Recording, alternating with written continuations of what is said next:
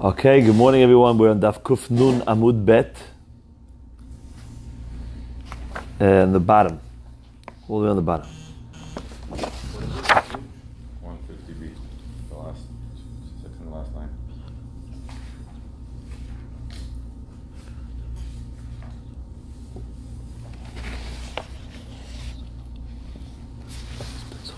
So the Mishnah said at the end of the Mishnah that we learned yesterday about what you're allowed to do by the Tchum of Mishnah brought down Klal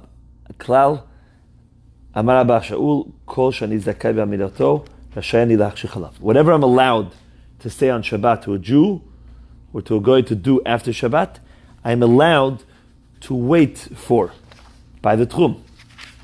So the Gemara wants to know exactly what that means. Klal Amar Abba Shaul Kol Shani. Says the Gemara, Abba Shaul Ahei. What is Abba Shaul going on? The first part of the Mishnah that says Emach Shichin Ala Tchum Lisko Palim or the Havi Perot. And he's trying to now coin that halacha in a general term, in a general rule. So then, Hai Kol Shani Zakai Ba'amirato Rashai Ani B'chashichato. He should have said whatever I'm not allowed to say. I'm not allowed to be machshich, because the first law in the Mishnah was a negative, was a prohibition. It says you're not allowed to be machshich, to go ahead and to hire workers or to bring perot. So, and we said yesterday, bring perot means bring things that are attached to the ground. Okay, so shouldn't have said whatever you're allowed to do, whatever you're not allowed to do. Elo aseifa koi yavu machshul lishmor umevi perot biado. Elo, what are you going to tell me it means on the second part? That what? That when it said what you're allowed to wait by the tchum to bring perot biado, and then you're allowed to bring perot biado because you're only waiting to be shomer. Hai kol shani zakai b'chashichato rashai ani b'marato b'imbarli. He should have said the opposite. He said, whatever I'm allowed to be machshich, okay, I'm allowed to say.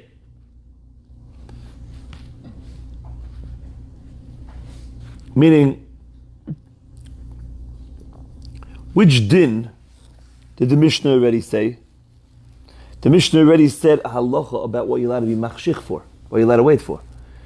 What it didn't say is what you're allowed to say.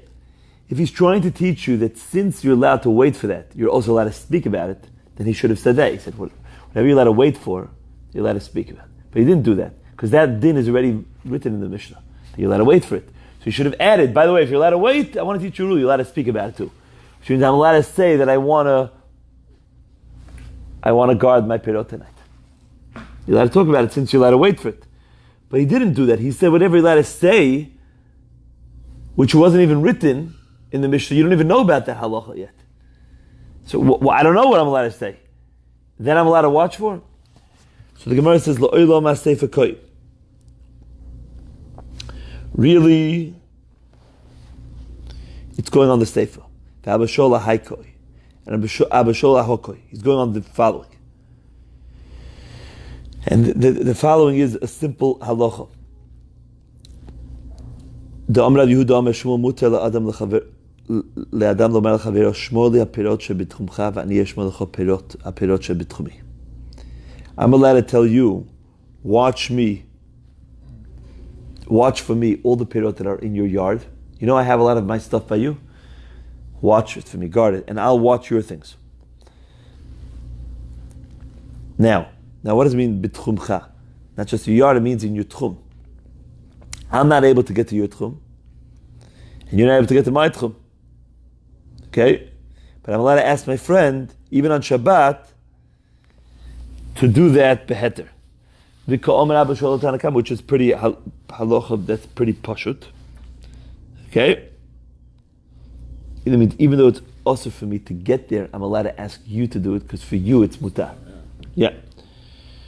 So, and that's where Tosfot gets the famous halacha, that if a Jew was already mikabel Shabbat before Ben Hashmashot, even though he can't do melacha, he's allowed to tell another Jew to do a melacha for him. Okay? That's what Tosfot says. Not so. The Ran argues. They bring down, and he says,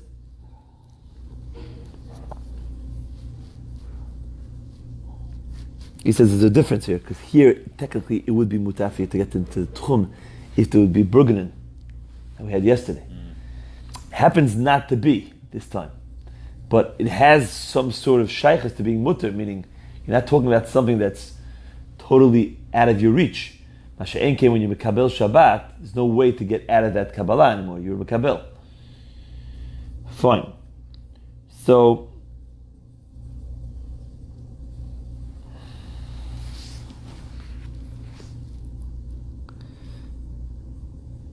therefore, Abba Shaul now says, "V'ka'omer Abba Shaul Tanakamo, miloi moedes the mutter adam lo melech haver shmoli perot shebitchumcha v'ani yesh melech perot shebitchumi." Don't you agree with that halacha? It's a pashut halacha, right? So the ema, therefore, what you should have said, if you is the ema kol shani zakai ba'amirato rashayani lach shechalav. So people will know for other cases as well. Meaning, why did you only say cases of shmirat perot? You should have said your case in all cases, for any mitzvah that you're allowed to do. Meaning, am I allowed to speak about with my friend? Am I allowed to tell my friend, tonight I need to cut hadassin from the tree because the kala is getting married tonight. We have to do it tonight. Are you allowed to talk about that on Shabbat? Yes, because it's chefzei shemayim. It's not chefzei shemayim. Anything for a mitzvah we had, you're allowed to speak about. You're allowed to talk about cutting the cloth for a met because it's a mitzvah. Tzorchei hameis. So therefore, you should have said anything that you're allowed to speak about, you're allowed to wait by the border to do. By you, Tanakama, saying that you're allowed to wait by the border for shmirat perot, to guard the perot, you made it sound like there's one case. What you should have done is set a general rule, and that's what Abba Shaul is saying to the Tanakama, and saying, whatever I could talk about, if it's chefzei shemayim, I'm allowed to be machshich, I'm allowed to wait for. That's what he was trying to say. Okay. Now, what's pshat of the Tanakama? Why didn't he do that? So, the pshat of the Tanakama is because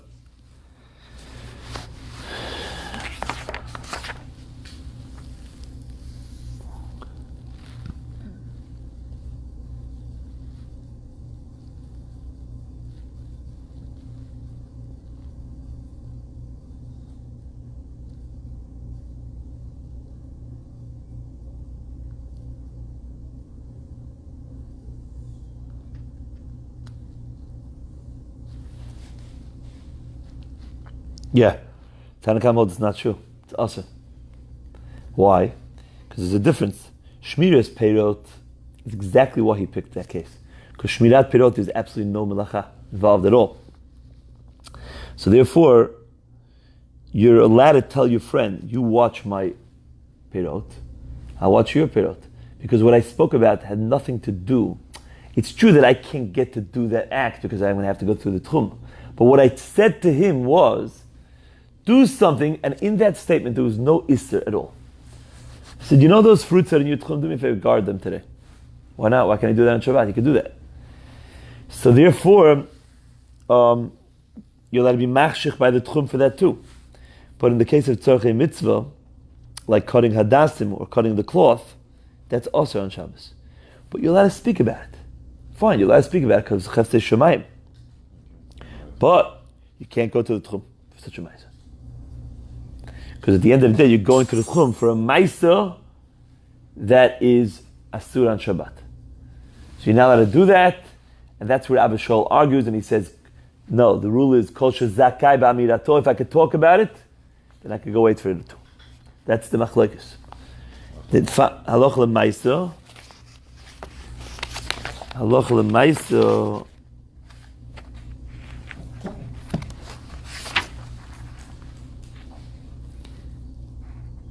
I think maybe we're machmir, like the Tanakama. But the next Mishnah L'maisa is going to go like Abba Shol. So I'm not. Oh, but it's unbelievable. Yeah, I think we go like Tanakama. Because the next Mishnah is exactly like Abba Shol. Because the next halacha is going to be Machshichin al Tchum Lefakech al Iske Kal Val Iske Meis. The next halacha, the next case is not Lishmor Perot. Is like the Abba Shol. I don't think we pass on like him. I think we're machmer. Meaning you're allowed to speak about mitzvot. But you're not allowed to go do something that looks like you want to go do an Isser after Shabbat. Klal. What other cases are included in Abba Shol's statement? Because Abba Shol said klal. So what does he mean by klal? What does that include? You're not allowed to wait by the tchum to bring another animal from outside the tchum because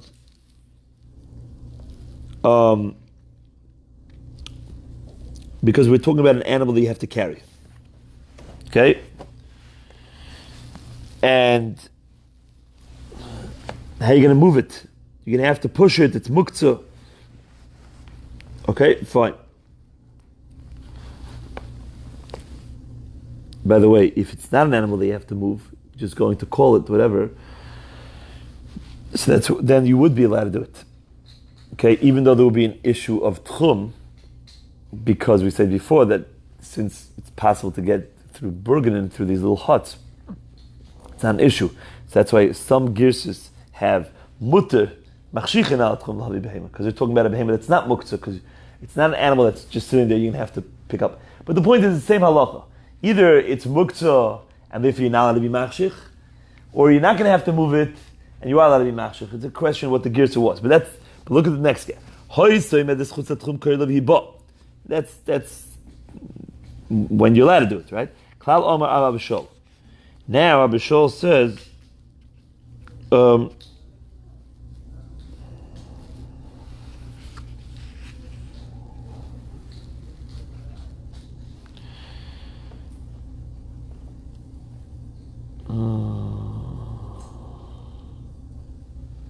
Now it says that if you went out of the tchum, you're allowed to call it.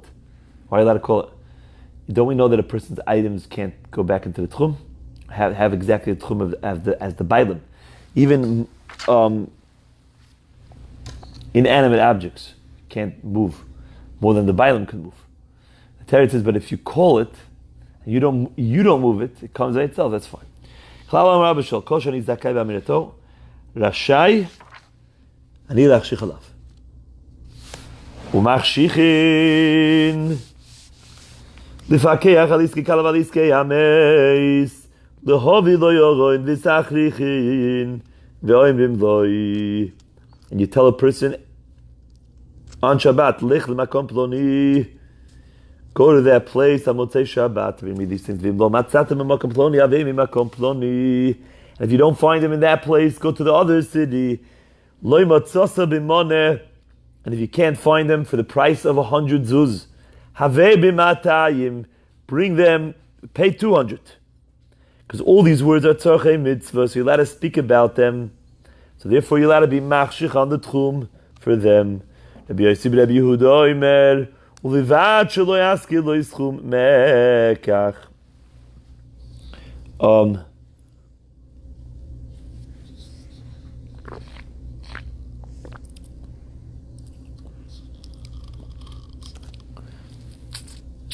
What does it mean about the money of time? Meaning to say you talk about prices. If you can't get it for 100, get it for 200. Okay? So now, seemingly Rabbi Yossi ben Yehuda is arguing with that halacha. And he's saying, you're not allowed to mention the money.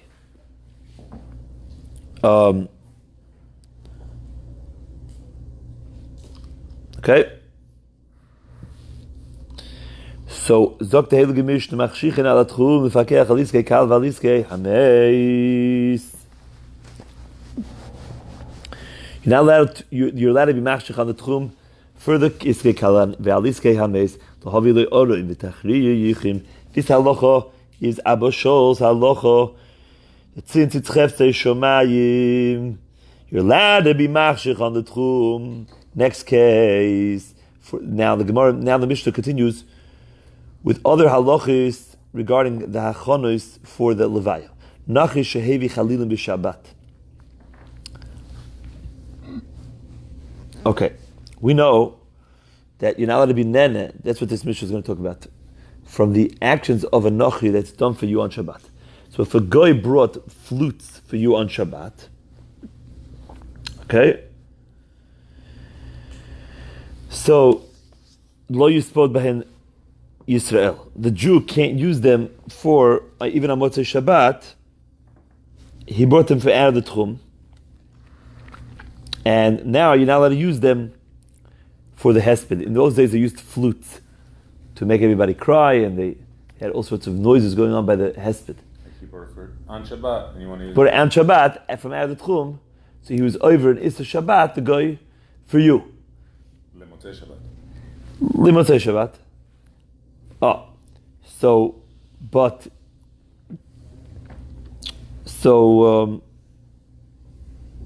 he brought them for you. He brought them for you on Shabbat. So he did a melacha for you on Shabbat. So now you're not allowed to use them on Motzei Shabbat. Now, how long can I use them for?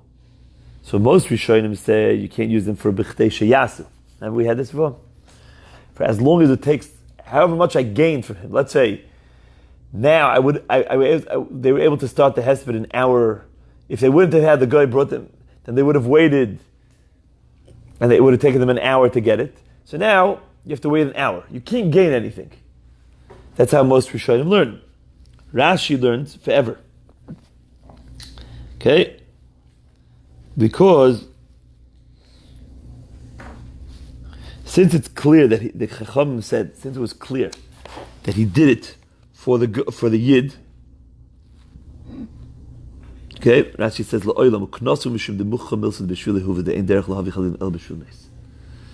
everyone knows that the guy did it for the Jews because what do they bring flutes for? What's flutes? Flutes are for a mace, and everybody knows this guy died, and these goyim are in the middle of bringing things to the Jewish city. It's clear.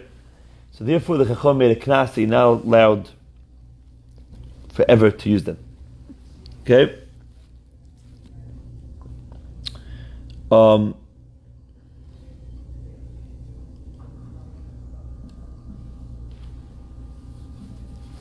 Now, even according to Rashi,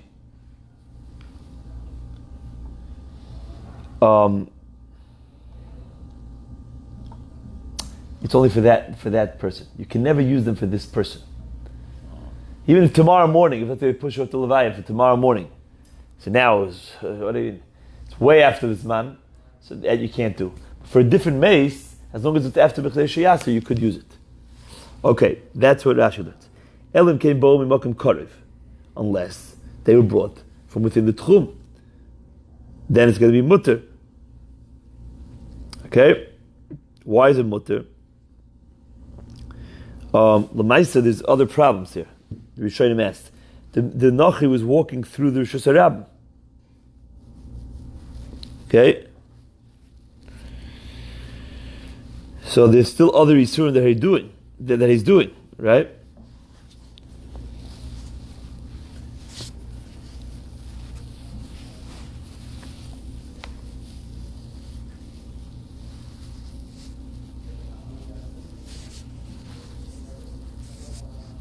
Yeah, so other Rishonim want to say that they're not going to start the Levaya right away, so therefore there's for sure going to be B'chtei Sheyasu in the Isser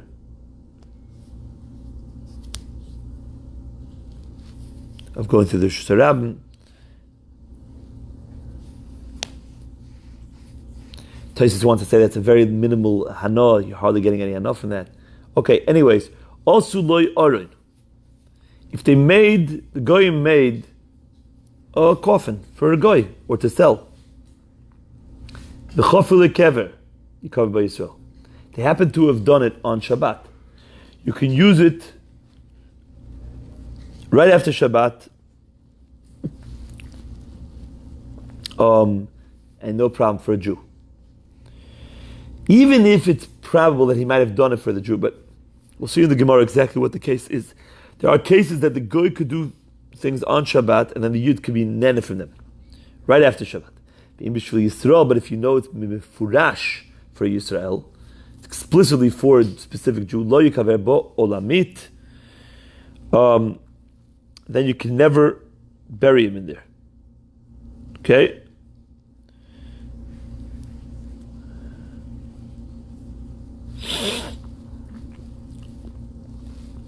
Okay. Now, according to Rashi, we know why that mace can't ever go in there, because it's a special knas. Now, the question is, what about the other manda'am, the other Rishonim that say it's only b'chlei shiyasu? So why does it say over here that there's a specific halacha here that you're not allowed to bury that mace that he dug the cave for forever?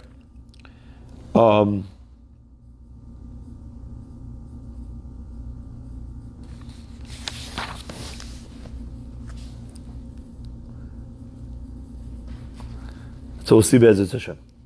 So the Gemara says like this: "Mai mimokim karev." What does it mean that you're not allowed to use the flutes unless they came from mokim karev? Rav Amar mimokim karev mamish, which means we had to see that they came mamish from a mokim karev. But if we don't know if he came from out of the tchum, then you're not allowed to. Shmuel Omar, Shmuel says chashin Hashem chutz hachoyim elonu. Even if we don't know clearly that they came from within the Tchum, and even if we know that they came from out of the city, you could still use them on Shabbat, after Shabbat, because we suspect Shema Chutz Hachoyim Elonu. Which means that already from the beginning of Shabbat, they were within the Tchum, and they were out of our Choyma. Right outside the city walls, they were in the next city, but they were within the Tchum. Right? So if a goy brings flutes on Shabbat, you can't use them for a hesper, the Mishnah said, unless you know, unless it was probable that they came in Makom Karev. And according to Shmuel, as long as you're not 100% sure, you're okay. It's only if you know for a fact that they came from out of the Tchum, it's Asr. Rav is much stricter. And he says that even though it's a Rabbanon, here they were very machmir, and they said you have to mamish know that it came from a close by place.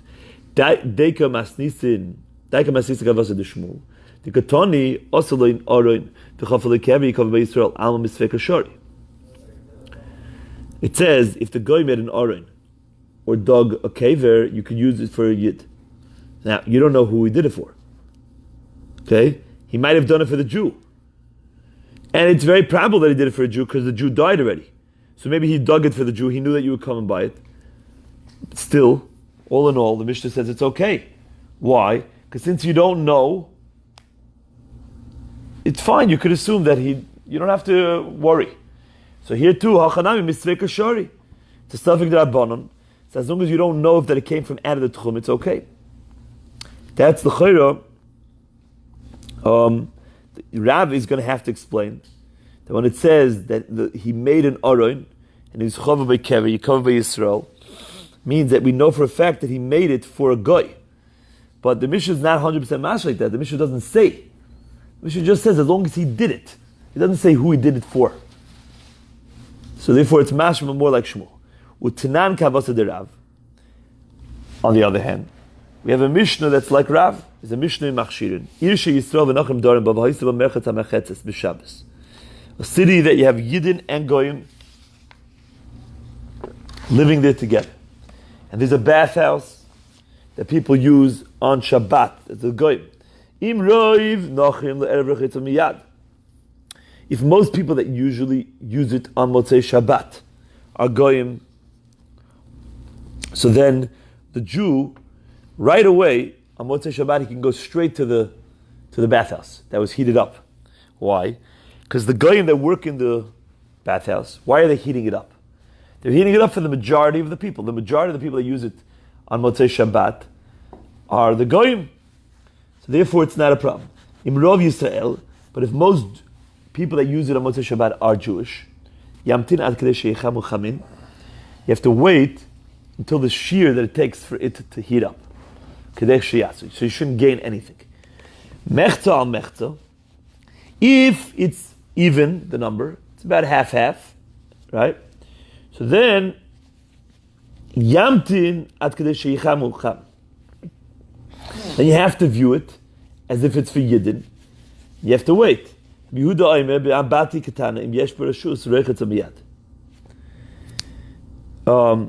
there's a small bath in the bathhouse, and there's a very chosh of a person,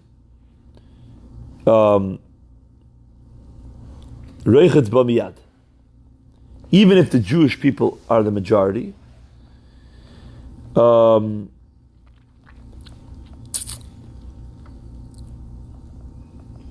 a Yid is allowed to use that right after Shabbos.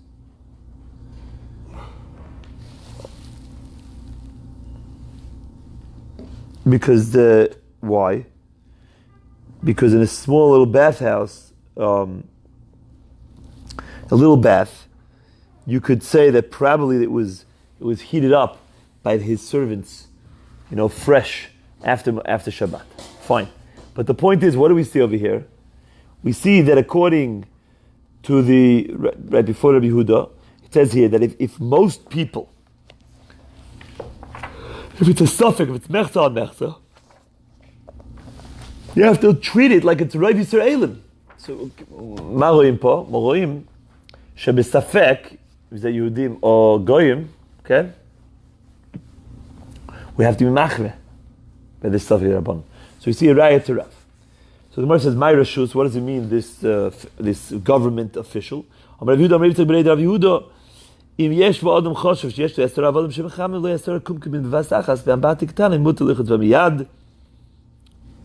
if you have a very fancy government official that has at least 10 servants, they have 10 samavars, kumkumin, kettles, that they can heat it up in one shot, then the Jew can use it right after Shabbat,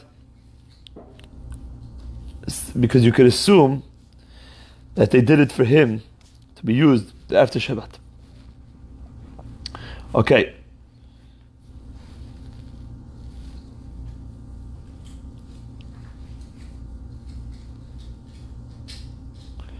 You have to wait for it doesn't mean miyad. It means more like b'chtei sheyasu. Doing the whole tub though, because it have 10 kettles, so you just wait the amount of time for one kettle. What? What'd you say? Instead of waiting the whole time that it would take to fill up the whole bath, you just wait for one kettle because they have 10 of them.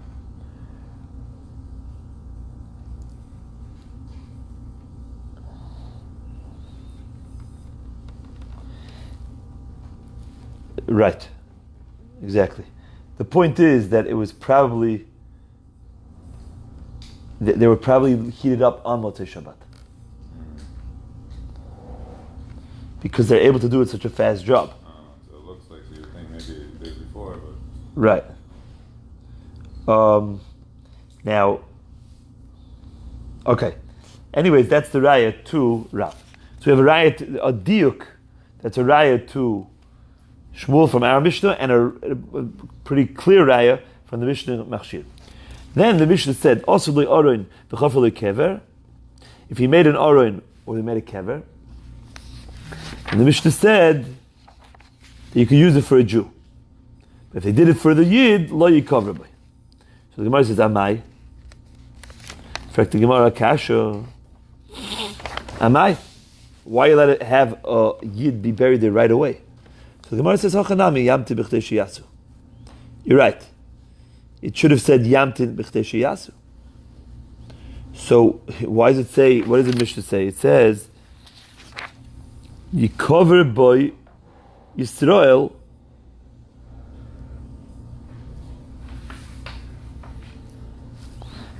and yikover boy Yisrael sounds like right away. So Amar Ula be'omed be'asratia.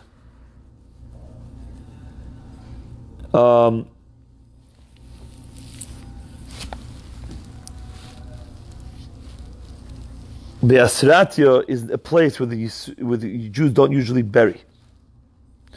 So since it's in this Asratia, whatever that is exactly, it's a place where Yidden don't usually bury. So you could assume that it was made for a guy. So therefore, you're not going to gain anything. So the Gemara says, Tinach kever Oren Ma'ikla Meimar. What are you going to say for the Oren? Am Rabbi Avo b'mutal al kivri. We're talking about an Oren which is placed on the kever of a guy by the Asratia. So therefore, you could assume that this Oren was also made for a guy. And therefore, you don't have to wait. So it was clearly made for the guy.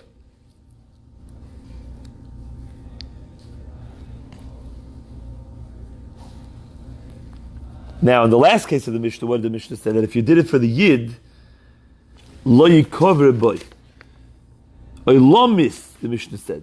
So why is it so you're not allowed to bury a Yid there forever? So according to Rashi, it makes a lot of sense because they made a knas. That's what Rashi said in the Mishnah. La'olam, because of a knas. But other Rishonim explain that the Gemara over here is really asking a kasha on that last case. And they're asking, why is it Oylamis over here? Why isn't it just B'chdei Sheyastu? So the Gemara answers, because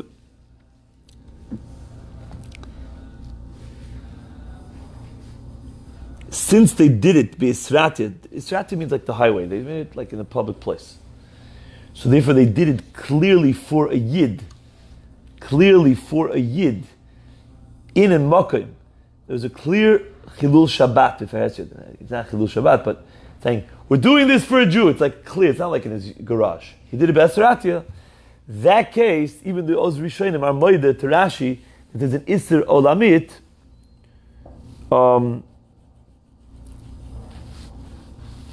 many say it's not only by Kfarim, by any type of Melacha. If you did it B'Far Hestia for the Yid, you're not allowed to be Nene forever. You're allowed to do, we do all the tzorchei hames on Shabbat. What are they? Which means anything that we need to do in order to preserve to slow down the spoilage, and when it starts to decompose and the rotting and the smelling, in order to maintain his dignity, we could do on Shabbat. Sachin, we can smear him with oil. Umedichin oto, you can wash him in water. Uvavat shelo yaziz bo ever. As long as you don't lift up any of his limbs, because he's muktzah. Okay? So you let him move, you let it touch it, as long as you're careful not to move it.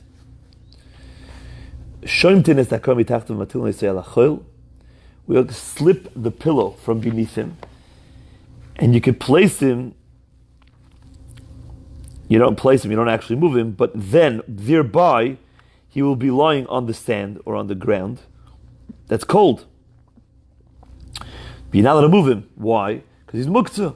But you let us slip out the pillow slowly from beneath him, and then he'll be lying on the cold floor, so he'll decompose. He won't start decomposing yet. He won't start smelling as much because he's on the cold. Bishvil sheyamtin, so that it should become preserved. Yeah.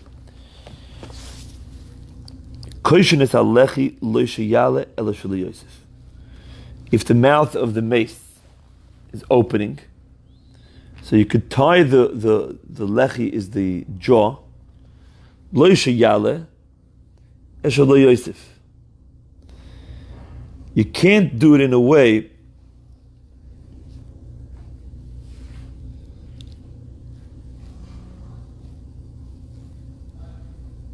that you tie it up, but you could just tie it in a way that it won't keep opening anymore. Now,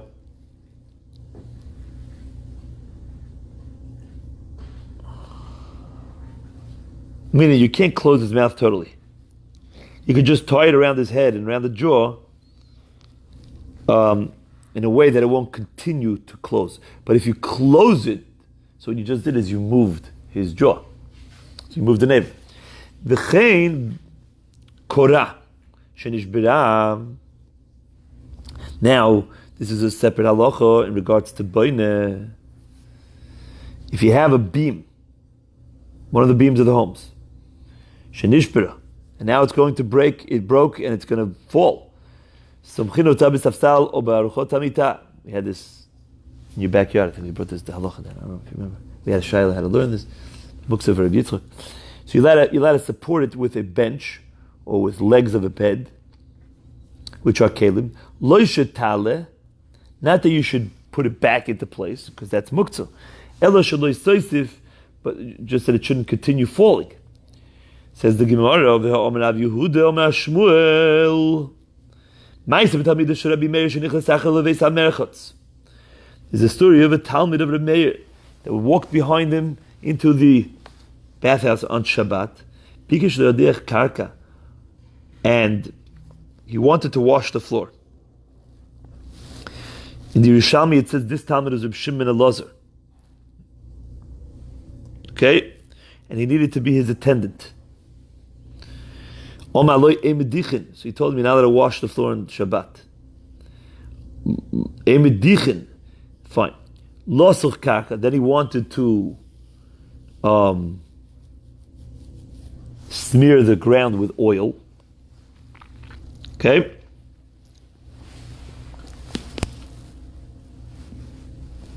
Now, what was he going into the Beis HaMerchetz for on Shabbos? The Teretz says Meir was actually very machmir about even washing yourself anything in the Beis HaMerchetz, but he held that in his days you're allowed to go into sweat. It was like a sauna. That's what he went in for. Afterwards they made a gzeira even on that, maybe. But another pshat could be that it was chamei tferia.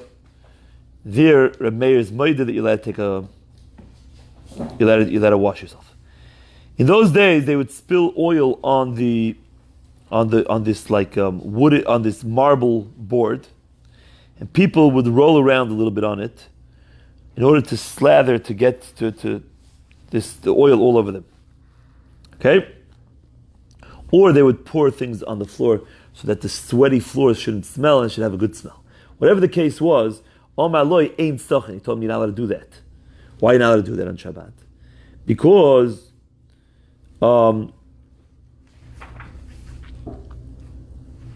since these boards, whatever they are, this floor is muktzah, so you're not allowed to wash or smear muktzah even if you don't move it. So why are we saying in our Mishnah that you're allowed to smear and wash a mate, a dead person? Because you're not moving him, so even though he's muktzah, you're fine. Here you see you're not allowed to do that. So the Gemara answers that really, as long as you don't move muktzah, that's there's no issue. Because as long as you don't move it, so what's the reason why you're not allowed to smear or wash on the floor in the bathhouse? Because of a different reason. Zachshash, gzeira. If you do that, you're going to become to be mash v'gumis bekarka. Okay? Even though you don't have gumos in a marble floor, in a stone floor, still, the Chacham said, karka bekarka michlafa. Meis bekarka loy michlaf. One floor with another floor is interchangeable. So once people are doing it to this floor, so they said, no washing or smearing any floors. Okay. However, a mace, why would I think that if I anoint to wash a mace that I can wash floors? One has nothing to do with the other, and as long as you don't move him, it's not muktzah. The Mishnah said, "Kol." All right, what did the Mishnah say? Kol tzorchei hameis. Oisim kol tzorchei hameis. What is that coming to include? Kol la'asui mai, la'asui hodu toron rabbanon. Maybe in clay maker or clay matchas u'menichin al kreisei kedei shelo yitipayach. You're allowed to bring cold kalim, like glass and metal kalim, and put it on the mace's stomach, so that he doesn't start to swell. Upoikikines nekavav, You're allowed to stuff up his cavities so that ear doesn't get in and he doesn't begin to swell. And even Shlomo HaMelech said in his great wisdom in Kohelet, Ada shelo yiratek chevel hakesef. What does the pasuk say there? He's talking to the youth, and he's telling the youth, young men, before you become old, and the time of death, do teshuvah. So it says,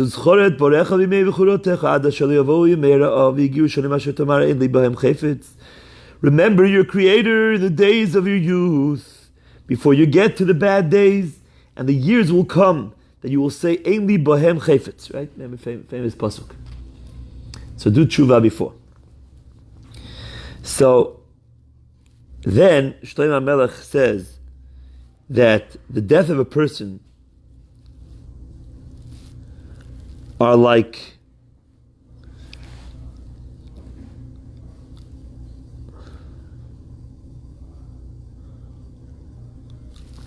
the steps going down into the Be'er HaMayim. And he warns a person, Ad asher lo yeratek chevel hakesef. Do teshuvah before it snaps. The silver rope snaps before that happens. V'tarutz gulat hazahav v'tishaver kad al hamabua. And the golden plate will break, and then the pitcher will also break. V'narotz agalgal el abor. Basically, they would have this. They would wrap around this rope, around this galgal. On one end of it, they had the wheelie, the pulley, whatever it's called. They had the pitcher, the deli, the pail. On the other hand, they had a plate, which was like a weight.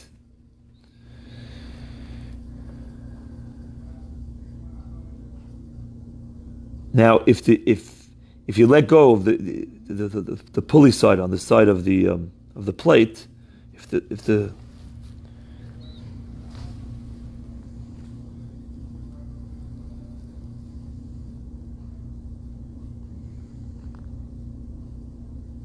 basically you let go of this weight, and everything falls down.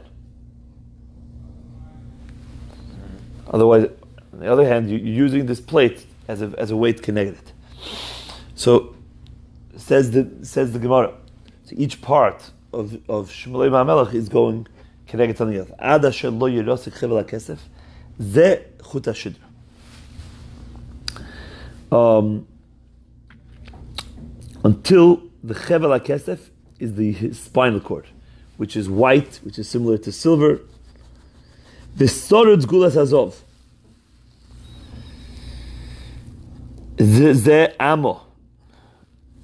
Amo is the bris, which is the gulas hazov, is like the mayon, like the springs of water, where a person brings birth from, right? Produces. V'sishove kad al hamabua ze akeres.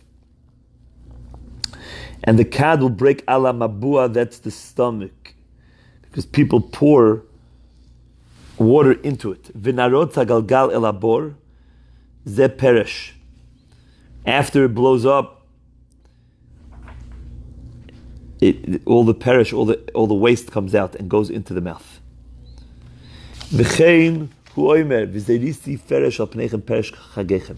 The pasuk in Malachi says that the waste will be on your faces. When after a few days, a person's stomach cracks open and all the waste end up back in his mouth. These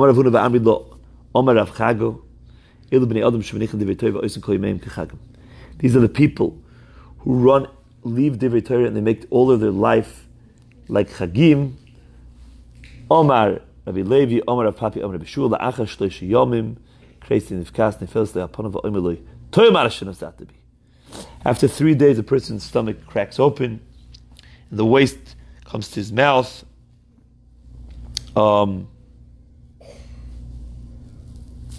and then it says, take back what you put inside of me. As long as a person is living, all the food that he eats is needed for, even if he eats too much, but it's used for the body. But after he dies, now all the food that's in there is waste, because it's not needed for anything. So after it cracks open, it goes back to his face, and it says, and it embarrasses the person. So if a person doesn't eat a lot and just eats what he needs, it won't be so embarrassing. But otherwise, it's like saying, take back what you gave me. You ran after Olam Hazeh. Says the Mishnah, Emeatzmin hamet v'Shabbat. You're not allowed to cover the eyes of the met on Shabbat. V'lo b'chol im yitziat nefesh. And you can't do this in the weekday, im yitziat nefesh, while the person's dying. Ve'amatzim im yitziat nefesh haritz hashech v'dam. If a person closes the eyes of a mace while he is in the midst of dying, he is shoifech damim because he is bringing the death about. He's bringing him closer to death. He's hurrying the death in. Tanu Rabbanan. The Rabbanan taught. By the way, why do we close the eyes at all? So, because in Bereshit it says, "V'Yosef yashit yado aleinecha." That's a Yaakov Avinu had it as a nevuah before he went down to the Mitzrayim. HaKadosh Baruch Hu told him, "Don't worry, you'll see Yosef, and Yosef will close your eyes when you die."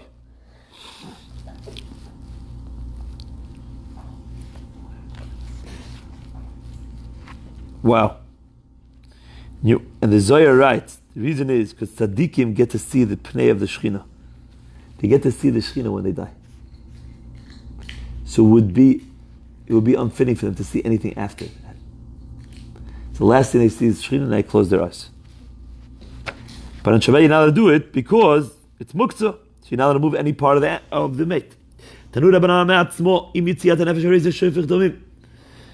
Moshel l'ner shekol v'hileches. A ner that keeps, it's going, the candle's like flickering. Adam enicha etzbo aleh miyad kavsa. You put your finger on it, it's over. Same thing with a goses that's dying. If you do any small movement to him, you could hurry his death in.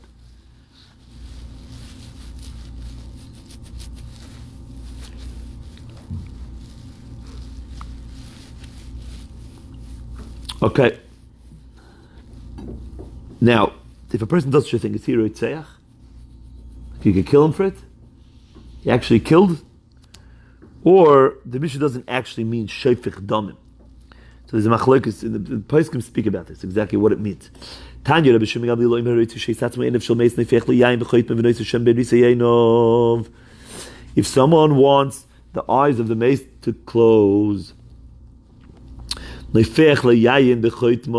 pour wine into his nostrils. You put oil between his eyebrows or his eyelashes. And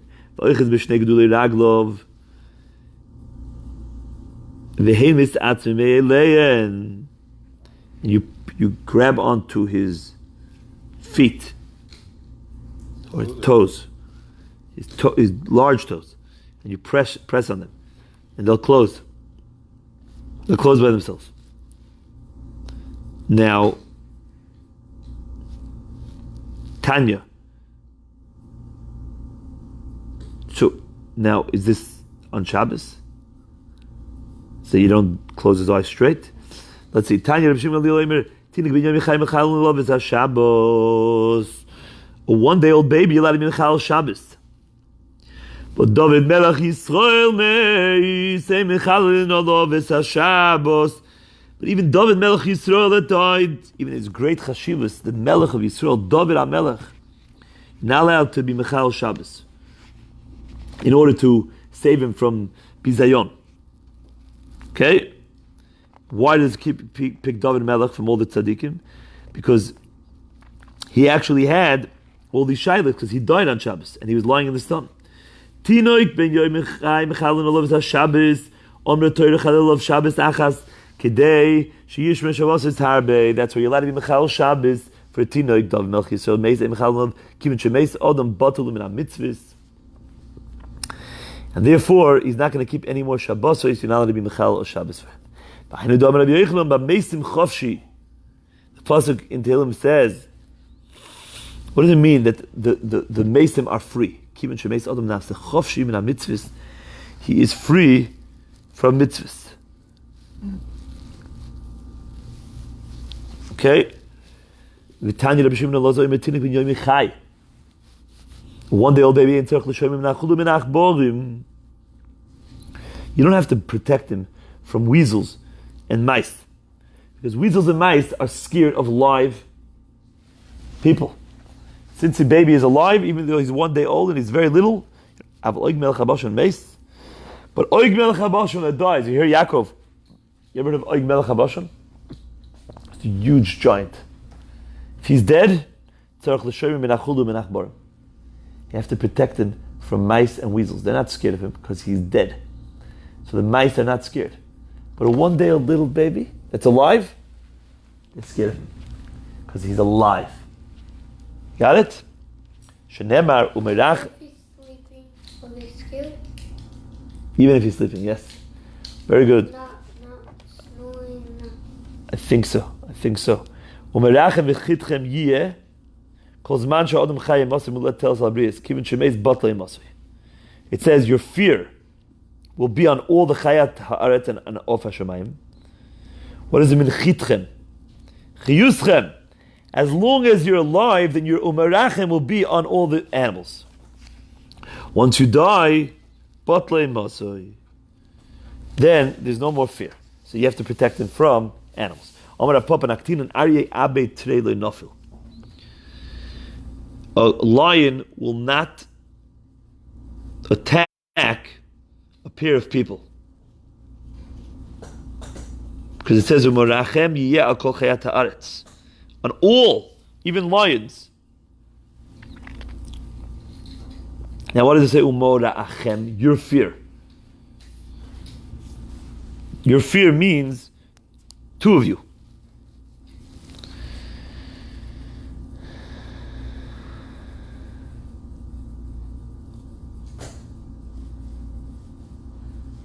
Now the problem is, Ben Yoyada asks that it sounds like he won't attack two people from here, right? Two people, right? But he will attack one person. Why will he attack one person but not a group? Because it says two people, but over here the problem is, the Breita said, "Kol zman she'odam chai ein masay mutal salabrius." The Breita just said one. That's Ben Yoda's kasha. I'm going to tell you in a second. Ben Yoda answer is like this: the lion's scared even of one person, but from far away he won't be able to see the tzelem alekim of the person. So what does he do? He suddenly he makes a whole attack. He runs. He sees he doesn't know if it's an animal or person. He just sees a thing, good piece of meat, and suddenly, So when he gets close, he'll suddenly realize he had made a mistake. But he says, if there's two people, there's so much Tzelem Elikim that even far away, the lion is able to sense the Tzelem Elikim, that he's not even going to start running after them. So therefore, the Gemara says, the two people, he won't run after them. Well, it's the same thing as one person and two people.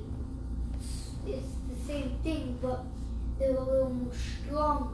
Right. But right. So the Gemara says, how Chazin did not feel.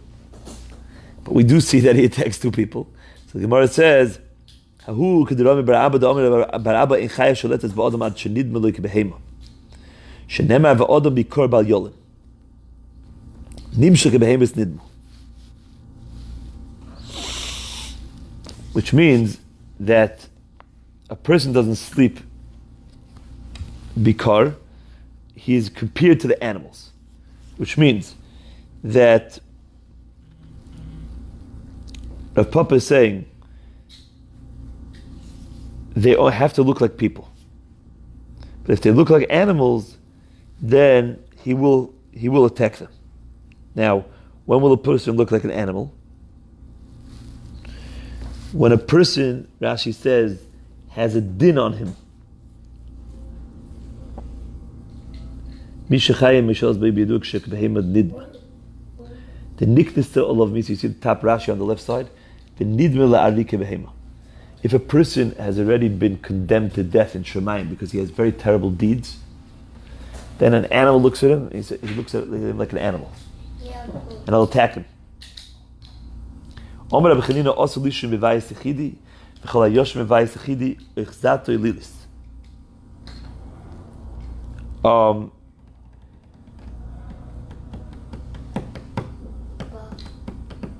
Basically, what Rashi was saying before was the Tzelem Elikim comes off once he does bad deeds.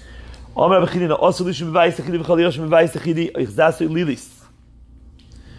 person may not sleep in a home alone, okay, or in a room alone when it's closed, when the door is closed, and if he does, he can be gripped with lilis, which is the shadim.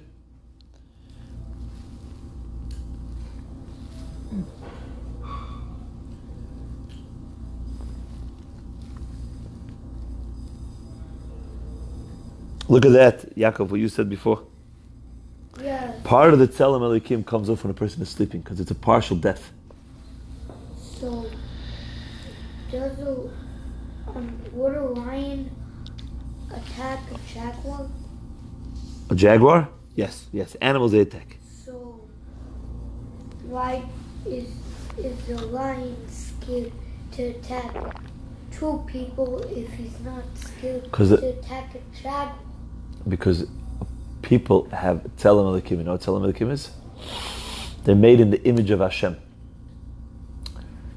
A person has a Kadosh Baruch Hu shining through his face, like you. All the Yidden. That is what the lion is scared of. V'tanya, Rabbi Shimon Elazar Omer, Asei ad she'ata motzei u'motze lecha va'oitcha biyadcha.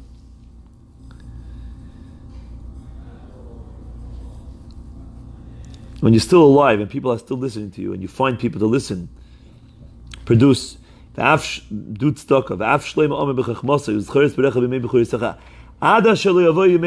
the bad days comes. That's the old age. And the days come, you say, I have no chayvet. Do tshuva before Mashiach comes. Because those are days that don't have schus and don't have chayva. Meaning, you won't be able to give tzedakah because people won't need it. Okay? People won't need it. This argues with Shmuel says nothing fancy is going to happen when Mashiach comes. The only thing is that the Goyim won't be able to rule over us, Baruch Hashem. We'll be able to do whatever we want. We'll be able to open any yeshiva where we need it, and there will be no Malchus Harisha, not from other, from the Goyim that hate us, and not from the non-religious. Everything will be for Hashem. But the pasuk says that paupers will never cease. So according to Shmuel, there always will be opportunities to give tzedakah even after Mashiach comes. Now, the Gemara should have asked on Shmuel from the Brisa. So that's a good shaila. Maybe this Brisa wasn't corroborated. It wasn't a real Brisa. Others say that maybe Shmuel could argue with the Brisa.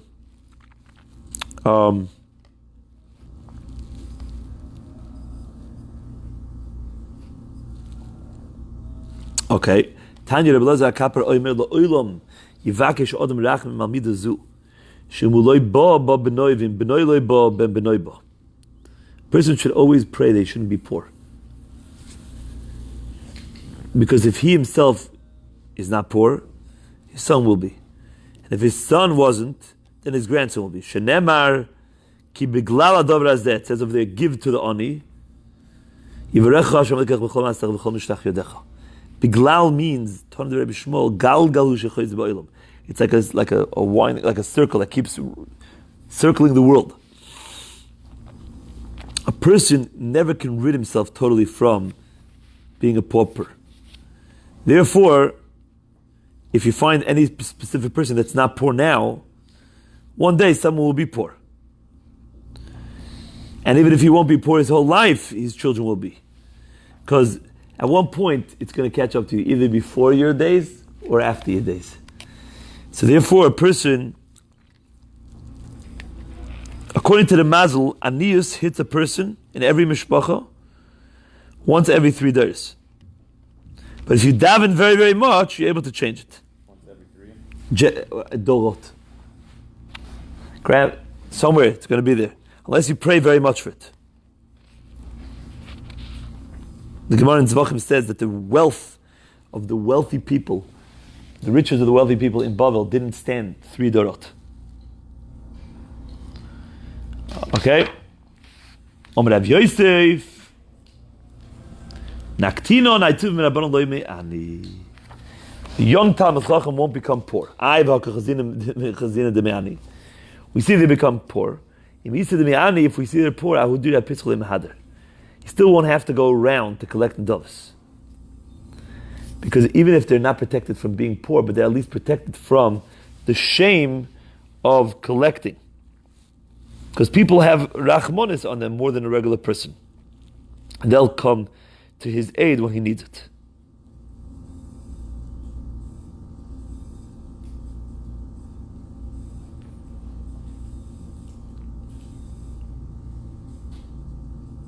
The Mashal learns, Aduri apischolei mahadar, because you know why he won't go around?